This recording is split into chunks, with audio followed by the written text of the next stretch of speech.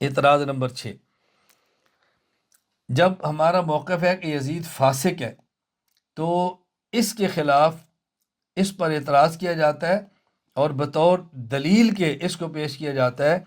کہ حضرت حسین رضی اللہ تعالیٰ عنہ خود آخر وقت میں یزید کی بیعت کے لیے تیار ہو گئے تھے۔ اگر یزید فاسق ہوتا تو حضرت حسین رضی اللہ عنہ کبھی بھی اس کی بیعت کے لیے تیار نہ ہوتے۔ حوالہ یہ پیش کیا جاتا ہے کہ امام ابو الحسن عز الدین علی بن ابی الکرم محمد بن محمد الشیبانی رحمہ اللہ الجزری وفات 630 ہجری الکامل فی تاریخ میں لکھتے ہیں، قال لہو اختاروا منی واحدہ من ثلاثن، حضرت حسین نے عمر بن سعد سے فرمایا کہ آپ کو میری طرف سے 3 اختیار ہیں۔ نمبر 1، اما ان ارجع الی المکان الذی اقبلت منہ، میں جہاں سے آؤں وہاں سے واپس میں لوٹ جاؤں، یعنی مکہ مکرمہ۔ و اما ان اضع یدی فی ید یزید ابن معاویہ فیرا فیما بینی و بینہ،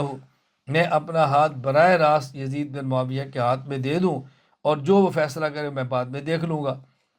نمبر 3، و اما ان تسیروا بی الی ای ثغر من ثغور المسلمین، یا مجھے مسلمانوں کے کسی سرحد پر جانے دو، اسلام کی سرحدوں کی حفاظت کے لیے سرحد پر جانے دو تاکہ میں وہاں مجاہدین کے ساتھ مل کر اسلامی سرحدات کی حفاظت کروں۔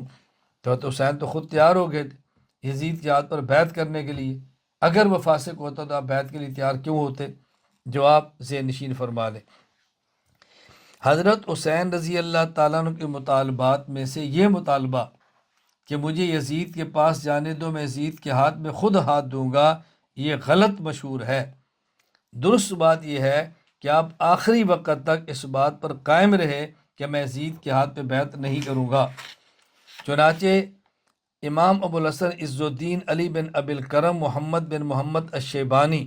الجزری ابن الاسیر رحمہ اللہ وفات 630 ہجری الکامل فی تاریخ میں لکھتے ہیں، وقد روی عن عقبۃ بن سمعان انہ قال صحبت من المدینۃ الی مکہ ومن مکہ الی العراق، کہ میں، عقبہ بن سمعان کہتے ہیں، میں مدینہ منورہ سے مکہ تک عبداللہ حضرت حسین کے ساتھ رہا، اور جب یہ مکہ سے عراق ہے تو میں پھر بھی ان کے ساتھ تھا، ولم افارق حتیٰ قتلا، ان کی شہادت تک میں ان کے ساتھ رہا ہوں۔ وسمعت جمیع مخاطبات الناس الی یوم مقتلہ، میں نے ان کی شہادت تک کے سارے خطبات ان کے سنے ہیں۔ فواللہ ما آتاہم ما یتذاکر بہ الناس من انہ یضع یدہ فی ید یزید، یہ جو کہا جاتا ہے کہ تو حسین نے فرمایا تھا مجھے جانے دو، میں یزید کے ہاتھ میں اپنا ہاتھ دوں گا، یہ جملہ میں نے کبھی بھی حضرت حسین رضی اللہ تعالیٰ عنہ سے نہیں سنا۔ تو ان کا مسلسل ساتھ رہنے والا ساتھی اس بات کی نفی کر رہا ہے۔ جواب نمبر 2، اگر یہ بات بالفرض تسلیم بھی کر لی جائے کہ درست ہے،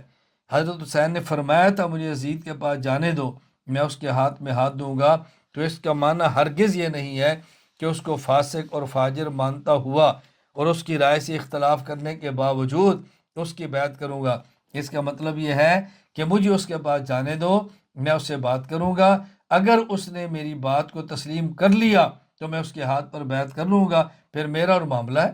نہیں تسلیم کرے گا تو پھر میں جانوں اور وہ جانے۔ ظاہر ہے حضرت حسین رضی اللہ تعالیٰ عنہ کی یزید سے لڑائی یزید کی ذات کی وجہ سے نہیں تھی، یزید کے برے اعمال کی وجہ سے۔ اگر وہ اپنے اعمال کو چھوڑ دیتا ہے، توبہ کر لیتا ہے، تو لڑائی ختم ہو جاتی، اس لیے بات کو اشکال کی نہیں ہے۔